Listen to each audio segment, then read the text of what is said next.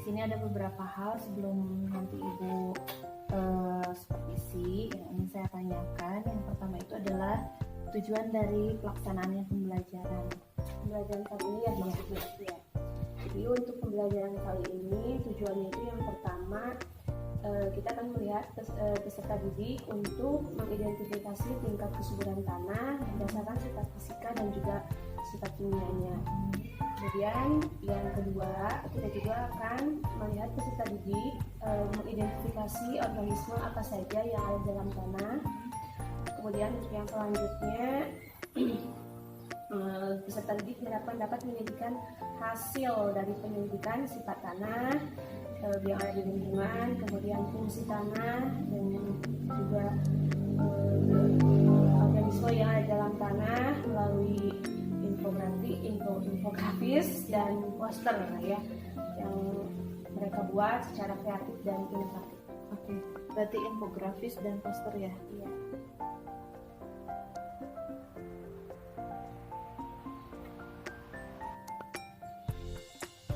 Kemudian area pengembangan yang hendak dicapai.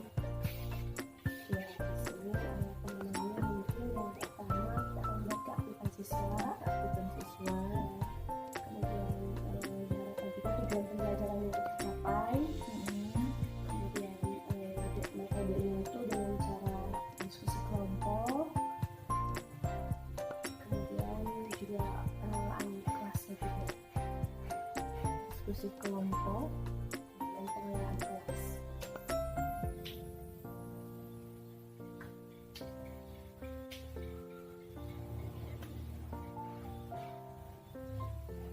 Oke. Strategi yang sudah Ibu persiapkan. Pembelajaran itu diawali dengan memberikan banyak beberapa pertanyaan kepada siswa. Kemudian nanti siswa itu akan diharapkan dapat menjawabnya. Kemudian setelah itu juga menjadi titik awal mungkin ya, titik awal pembagian kelompok dilihat dari jawaban-jawaban mereka. Kemudian kita akan menampilkan sebuah tayangan video. Kemudian diakhiri dengan nanti ada pertanyaan yang dikasih ke anak tentang video tersebut, tentang isi dari video tersebut dan lain sebagainya. Kemudian nanti dari kelompok-kelompok tersebut kita memberi tugas ya. Yang pertama untuk kelompok pertama itu tugasnya itu kalau misalnya peserta didik yang sudah paham tentang peranan tanah dan organismenya, mereka akan menjelaskannya dalam bentuk poster atau infografis. Kemudian apabila ada peserta didik yang belum paham tentang peranan tanah dan organismenya, mereka akan menjelaskannya dalam bentuk rangkuman ya, atau menjelaskan dalam bentuk rekaman suara ya, untuk dikirim melalui WhatsApp atau yang lainnya. Kemudian untuk yang itunya nanti kelompok yang satunya itu peserta didik diharapkan melakukan praktikum ya, melihat berbagai organisme yang ada dalam tanah. Berarti Ibu yang pertama kali itu tadi selain menyiapkan pertanyaan-pertanyaan untuk menstimulus pengetahuan anak, Ibu juga berarti mempersiapkan yang pertama itu video ajarnya mungkin ya, nanti ada tampil video ajar, kemudian juga RPP ya.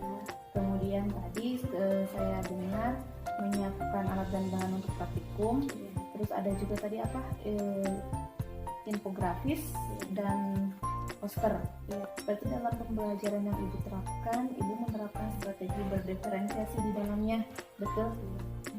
Di mana di sana ada 3 kelompok yang dipisahkan sesuai dengan minat dan kesiapan ajar dari peserta didik. Seperti itu, Bu. Oke. Berarti setelah ini kita langsung nanti ke kelas ya, untuk melaksanakan praktek pembelajaran. Terima kasih, Bu. Assalamualaikum warahmatullahi wabarakatuh. Waalaikumsalam warahmatullahi wabarakatuh. Sudah siap untuk belajar? Siap. Oke, sebelum kita belajar, biasa ya. Ada susun. Ariel Rivaldi, Aulia Maulidah, Cepi Setiawan, Danu Saiful Azmi, Muhammad Abdal, Muhammad Bagas Aldi Hari. Masuk di tanah dan keberlangsungan kehidupan. Itu 154. Buka bukunya.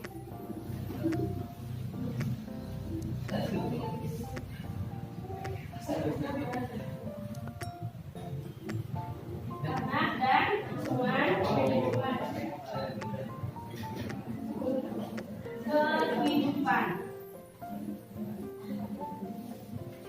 Jadi untuk kali ini kita akan belajar, kita akan mempelajari yang namanya tanah, ya. Tanah ke. Kalau kita berbicara tanah, kalian sudah tahu ya tanah itu apa, warnanya seperti apa. Kira-kira fungsi tanah buat apa sih? Akan bapak. Alat pohon, menanam, Makhluk hidup. Makhluk hidup. tempat makhluk hidup. Kemudian oleh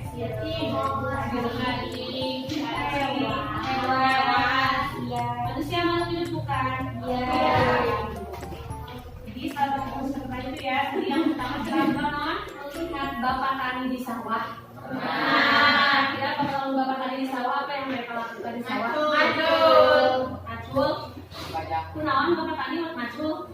Jadi melelahkan apa tujuan dari memacul sawah? Menggemburkan kemudian digemburkan lagi, ya, disemburkan kembali. Kira-kira tanah itu kan macam-macam ya. Ada tanah yang subur, ada tanah yang tidak subur. Nah, kira-kira tanah yang subur itu seperti apa sih cirinya? Hutan. Lihat, lembab.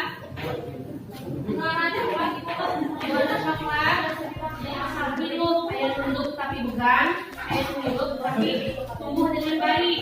Kalau misalnya tempat dan lingkungannya memang mendukung, tanahnya subur itu tumbuhnya akan baik. Tapi kalau misalnya tanahnya yang sudah subur, tumbuhnya tumbuh tapi berpegang.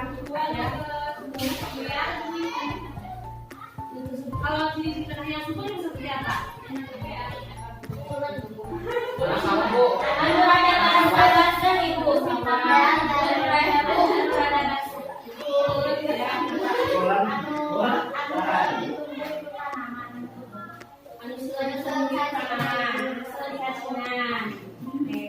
Macam-macam ya. Sebelum kita masuk ke materi selanjutnya, mau tanya dulu nih, bagaimana kabar kalian hari ini? Alhamdulillah.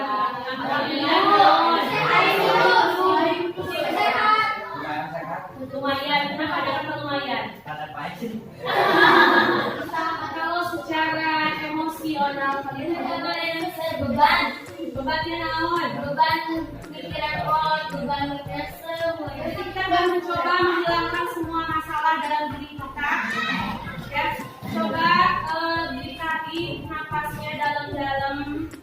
Kemudian dirasakan setiap jarak yang masuk ke dalam tubuh kalian. Ya. Kemudian dikeluarkan secara sedikit apa yang kalian punya. Ya. Coba kalian disyukuri, oke, saya masih bisa bernapas dengan masalah teman, ya. Saya masih bisa menikmati udara pagi ini dengan lagi teman, ya. Jadi rasa syukurnya ditingkatkan lagi.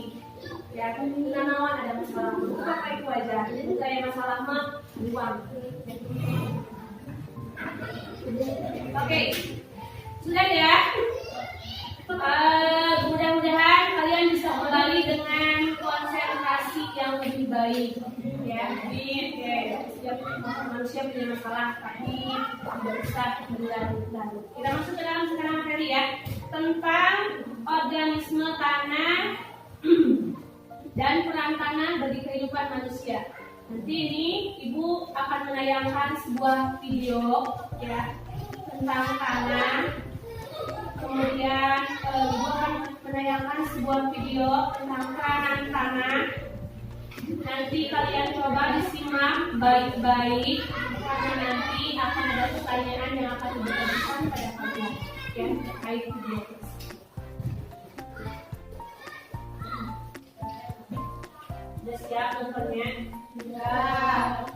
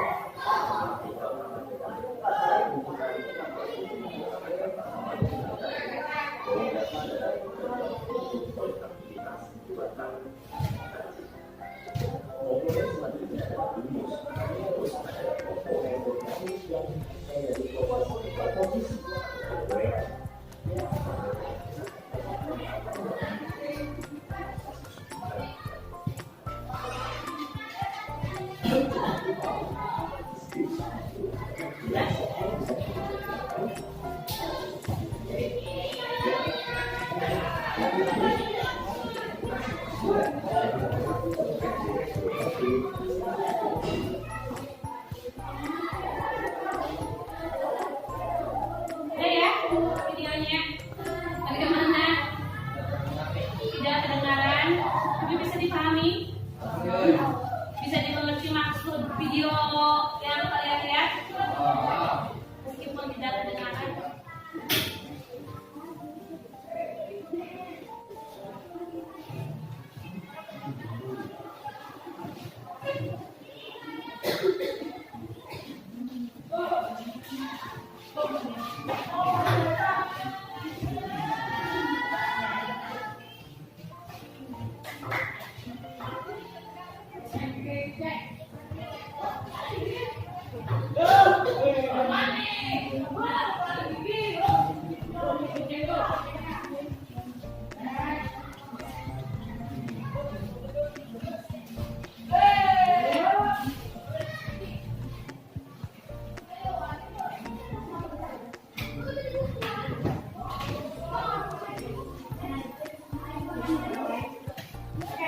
Nomor 1, mengapa tanah sangat berperan dalam kehidupan?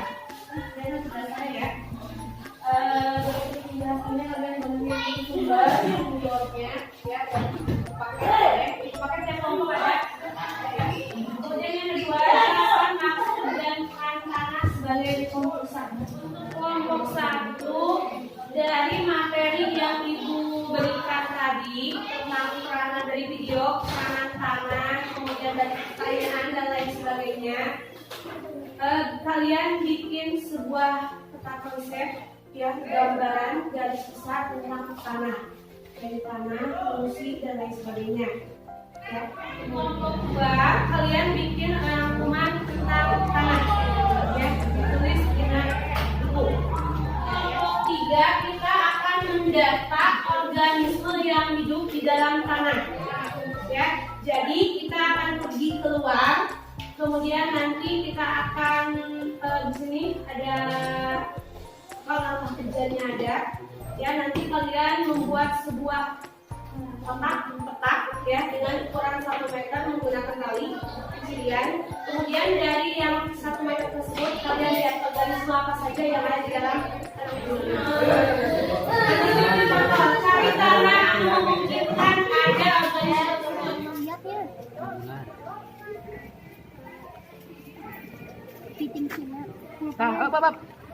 Kebalang. Nah, ini adalah sosok kelabang. Sabu. Mana coba lihat. Iya, udah cicing kelabangnya. Oke, sok.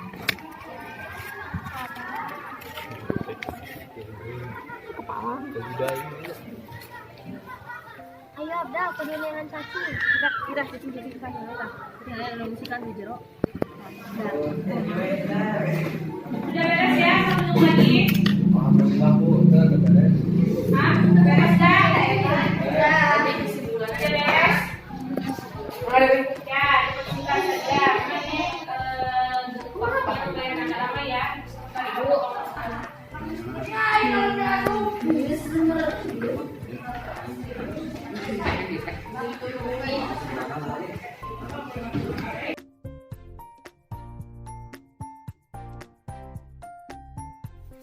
Assalamualaikum warahmatullahi wabarakatuh. Perkenalkan, saya Egi Agustini, CGP Angkatan 6, Kabupaten Majalengka dari SMP Negeri 1 Malausma. Pada kesempatan kali ini saya akan mempraktikkan percakapan pasca observasi dalam proses coaching bersama rekan saya. Di sini ada Ibu Vivi Harmila Herpina sebagai guru IPA di SMP Negeri 1 Malausma dan bersama PP saya Pak Muhammad Nasir. Langsung saja kita melaksanakan. Selamat siang Bu. Gimana tadi hasil mengajarnya? Alhamdulillah, bagus ya mengajarnya. Dari hasil mengajar tadi ada yang akan disampaikan sebelumnya. Dari hasil tadi kan kita waktu itu saya belajar tentang Tanah ya, tentang suatu tanah, dan suatu tanah, dan juga perencanaan dalam kehidupan. Nah, tadi itu alhamdulillah sih dari sebagian siswa beragam ya, ada yang antusias, ada yang pasif, itu mungkin masalah dalam kelas ya, yang umum gitu ya. Itu mungkin dari sana apa yang Ibu inginkan atau permasalahan yang dari Ibu sebutkan tadi, apa garis besarnya ke depannya Ibu ingin seperti apa gitu? Ya, dilihat dari tadi waktu saya melakukan pelajaran di kelas 9 ya, kebetulan tadi saya melihat ada beberapa anak yang memang kurang aktif ya. Kita itu nggak tahu ya, anak itu mungkin dari motivasi belajar anak yang kurang. Saya itu menginginkan di kelas itu anak tidak bosan, tidak jenuh ya. Saya berkeinginan seperti itu. Juga kan sudah diajak nonton video, ada yang dari sebagai anak tersebut ada memang yang anak antusias, tapi ada yang masih tetap kelihatannya tidak semangat karena sebagainya. Kita mungkin anak tersebut ada masalah atau apa, saya belum bisa ini dan dari kelihatan saya tadi tahu ya apa yang terjadi pada anak tersebut. Tapi secara umum sih setelah di pembelajaran kita melihat video, kemudian diajak beberapa kelompok juga diajak praktikum di luar, memang menjadi agak ada antusias, ada semangat gitu. Cuma ada memang beberapa orang yang ya kurang semangat, mungkin nggak tahu juga. Jadi intinya Ibu ingin meningkatkan minat belajar anak ya pada saat proses pembelajaran ya. Nah, untuk tujuan Ibu sendiri nanti setelah kita beres percakapan ini, Ibu inginnya seperti apa gitu anaknya nanti kemudian di pembelajaran berikutnya. Kalau belajar IPA ya di semester 2 ini kan biasanya IPA itu materinya memang banyak sekali babnya itu ya, babnya banyak sekali. Saya menginginkan anak itu lebih aktif, tidak jenuh gitu ya, karena saya sendiri sebagai pengajar saya suka bingung ini bagaimana ya cara menyampaikan ke anak gitu ya. Dilihat materi yang begitu banyak, waktu yang sedikit mepet, belum lagi dikasih libur dan lain sebagainya. Saya hanya berpikir bagaimana ya ini anak agar tidak bosan tetapi banyak permainan gitu, tapi materi tetap tersampaikan gitu. Jangan sampai waktu habis materi belum tersampaikan seperti itu. Jadi di akhir nanti Ibu menginginkan anak itu antusias mengikuti pembelajaran di agenda belajar di kelas 9 yang cukup padat ya Bu, dengan waktu yang kita tahu sendiri kelas 9 itu dikejar dengan waktu persiapan untuk kelulusan. Jadi itu ya. Nah, untuk mencapai keinginan Ibu yang itu, kira-kira ada tidak ya langkah yang menurut Ibu efektif gitu untuk melaksanakannya agar kegiatan serangkaian kegiatan yang sudah Ibu sebutkan tadi bisa berjalan dengan maksimal? ya mungkin kedepannya biasanya saya suka melakukan metode hanya sama ya, kalaupun misalnya praktek saya ambil singkat demonstrasi gitu ya. Saya jarang melakukan praktek secara berkelompok-kelompok kecil, paling kelompok-kelompok gemuk, karena memang itu saya pikiran itu waktu ya sama materi harus tersampaikan. Mungkin kedepannya saya akan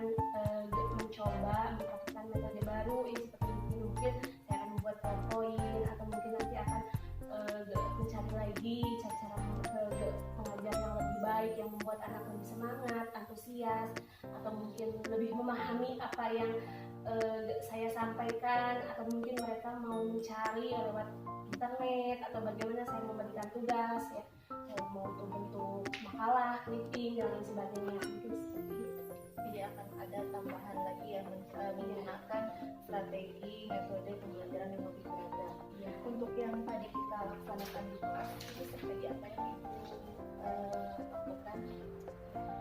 Tadi itu yang pertama saya untuk memotivasi anak, yang pertama saya memberikan pertanyaan dulu kepada anak ya, tentang materi apa yang akan kita belajar hari ini, kemudian memberikan beberapa pertanyaan kepada anak. Ada tujuannya memang saya mau mencari pengetahuan anak, bagaimana mereka mengetahui tentang tanah, peranan dan lain sebagainya sebelum ke materi pembelajaran. Setelah itu setelah mereka kan menjawab ya, ada beberapa pertanyaan, jawaban-jawaban dari siswa itu memang beragam.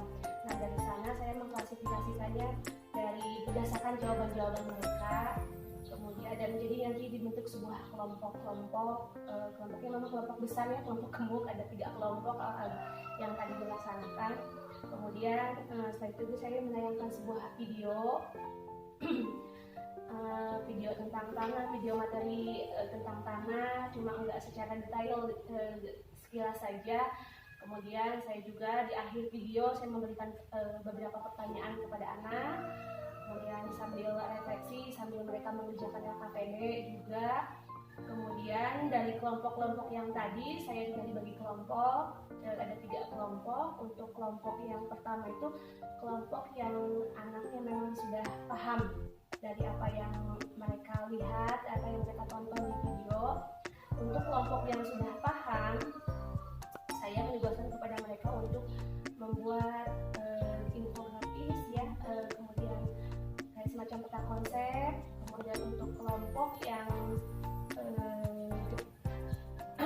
kurang memahami materinya, saya memberikan tugas kepada anak untuk memberikan tugas membuat rangkuman, baik itu secara tertulis ataupun mau melalui rekaman video ya. Kemudian mereka disuruh untuk mengirim rekaman video tersebut ataupun dalam bentuk tulisan tersebut kepada saya melalui WhatsApp ataupun yang lainnya. Kemudian untuk kelompok yang satunya lagi, saya memberikan untuk melakukan praktek di luar, mencari organisme-organisme apa yang ada dalam tanah, dengan cara mereka diberi sebuah tali, kemudian dibuat sebuah peta 1 meter 1 meter, kemudian anak disuruh mencari ada organisme apa aja yang mereka temukan, mulai dari permukaan tanah. Kemudian saya menyuruh mereka untuk mencari dan menggali gitu ya, di dalam tanah ada organisme apa aja. Dan alhamdulillah pada saat proses praktikum yang tadi itu anak terlihat sedikit ada antusias ya, sedikit mungkin semangat. Berarti tadi kita sudah menerapkan dalam proses pembelajaran itu, Ibu sudah menerapkan strategi pembelajaran berdiferensiasi ya, dimana di sana dari percakapan Ibu saya dapat menyimpulkan di sana ada proses diferensiasi proses, diferensiasi produk, dan juga tadi ada diferensiasi yang satunya lagi konten. Nah dari pemaparan Ibu juga tadi berarti sebetulnya Ibu sudah mengetahui bahwa tujuan Ibu di awal ingin meningkatkan kreativitas anak, kemudian ingin meningkatkan antusias anak dalam pembelajaran. Ibu sudah tahu sekali jawabannya, yaitu dengan menerapkan berbagai macam strategi pembelajaran dan tadi juga sudah terbukti ya, dengan salah satunya itu dengan pembelajaran berdiferensiasi. Sebetulnya anak sudah menunjukkan peningkatan gitu ya antusiasnya dari yang biasanya hanya misalkan Ibu hanya memberikan ceramah saja Ya, biasanya memang seperti itu ya, saya ceramah, kemudian kalaupun ada tanya jawab sedikit-sedikit sama anak. Ya mungkin kalau misalnya praktik juga, memang praktik itu yang demonstrasi ataupun kayak kelompok-kelompok besar gitu. Jadi anak tidak secara keseluruhan gitu, tidak tercover ini, cuma ada beberapa orang saja yang aktif, yang lainnya ya biasalah, tidak ada yang ngobrol, ada yang ini, ada yang itu gitu. Untuk melaksanakan itu agar kedepannya Ibu bisa menerapkan berbagai macam strategi, kira-kira apa nih yang mau Ibu lakukan langkah awal, kalau istilahnya itu ya, langkah awalnya bisa tercapai gitu. Yang pertama, ini saya memotivasi diri sendiri dulu ya. Memotivasi diri sendiri untuk membuat sebuah strategi pembelajaran yang menurut saya menarik, karena saya pikir kalau misalnya saya paham materi, saya semangat mau mengajar anak tentang ini, mau memberikan ini, saya yakin anak juga akan kebawa semangat gitu ya. Kalau misalnya dari materinya saya kurang paham ataupun saya ya agak malas kelas, ya pasti anak juga seperti itu. Yang pertama mungkin saya memotivasi diri sendiri, mencari beberapa referensi ya, mungkin bagaimana cara mengajar kepada anak yang menyenangkan, kemudian strategi pembelajaran yang cocok, apalagi kan kalau misalnya di Malawisma apa ya, sumber daya manusia memang bagus, cuma memang banyak faktor ya yang memang menghalangi seperti faktor ekonomi dan lain sebagainya. Ya mungkin saya akan mau mencari bagaimana sih pembelajaran yang memang ya intinya minim biaya tapi menyenangkan bisa buat anak, jadi seperti itu ya. Kalau kita presentasikan ibu itu udah bagus ya, rencana dari mulai dari awal, tujuannya, keinginannya, langkah-langkahnya, saya rasa itu sudah sangat bagus Bu. Kalau misalkan sekarang kita presentasikan dari 1 sampai 10 langkah ibu untuk menuju ke tujuan ibu gitu, ibu sudah ada di level yang mana gitu, atau di angka berapa? Level berapa ya? Ya nggak tahu. Apakah ada di 5, di 6, atau di 7? Mungkin di 5 lah, mungkin di 5 ya. Berarti harus ada Ya. kekonsistenan ya Bu. Iya, mungkin itu yang susah, itu memang memotivasi diri sendiri, konsisten itu yang menurut saya sangat susah. Kalau anak sih mungkin tergantung kita ya gitu. Kalau misalnya ya memang harus Mau kapan nih kira-kira dilaksanakannya? Karena memang saya sangat antusias, karena pertama menurut keterangan ibu ya dari pembelajaran yang tadi kita kasihkan di kelas, bahwa memang anak ada peningkatan antusiasnya. Kemudian yang kedua juga ada niatan dari ibu untuk menggunakan atau melakukan berbagai macam variasi ya metode pembelajaran di kelas agar anak itu bisa antusias. Kapan nih, mau kapan gitu mulai dilaksanakannya? ya kebetulan nanti hari Jumat itu ada jam ya, saya di kelas 9. Mudah-mudahan ada waktu tuh 1 hari buat belajar. Mudah-mudahan hari Kamis malam Jumat saya mau gitu ya, mau mencari referensi, kita bisa tetapkan hari Jumat. Kebetulan hari Jumat saya ada jam gitu. Di Jumat dan seterusnya Iya, mudah-mudahan karena memang yang iya dibutuhkan dari gitu ya, konsistensinya mudah-mudahan gitu. saya bisa konsisten, istiqomah ya. Karena kita sama-sama terlibat, kita juga bisa mendiskusikannya ya Bu. Bisa itu lebih baik. Iya. Jadi itu saja mungkin. Terima kasih Bu atas waktunya, mulai dari persiapan kita mau melakukan apa namanya supervisi di kelas, kemudian juga pada saat pelaksanaan supervisi kelasnya, sampai pada kegiatan kali ini maka observasi secara garis besar ketika saya bisa tarik kesimpulan dari permasalahan ibu, tujuan ibu, sebetulnya ibu sudah menemukan jawaban dari permasalahan ibu sendiri ya. Jadi untuk meningkatkan tadi ibu ingin meningkatkan minat belajar siswa, ibu tahu sendiri sekarang jawabannya adalah salah satunya yaitu dengan cara menambah atau memberikan metode ajar, strategi ajar di kelas yang beragam. Mungkin disesuaikan juga dengan materi yang nantinya akan ibu sampaikan di kelas. Itu saja mungkin. Dan untuk praktek berdiferensiasinya ketika saya tadi lihat ketika mengajar itu sudah bagus, anak sudah dibagi sesuai dengan minat belajar mereka, sesuai dengan kesiapan belajar mereka, sehingga dalam proses jalannya jalannya pembelajaran anak antusias dan merasa happy gitu ya di dalam proses pembelajarannya. Kemudian juga tadi ibu sudah menyampaikan waktu pelaksanaannya akan segera dilaksanakan. Saya yakin karena ibu merupakan salah satu guru yang kreatif, yang rajin, saya yakin ibu bisa terus menambah motivasi ibu untuk menjalankan proses pembelajaran berikutnya. Terima kasih ibu atas waktunya. Sekali lagi saya ucapkan sekian mungkin untuk percakapan kita pasca observasinya. Wabillahi taufiq wal hidayah. Assalamualaikum warahmatullahi Terima wabarakatuh. kasih atas waktunya Bu Edi. Saya diberi kesempatan untuk menanya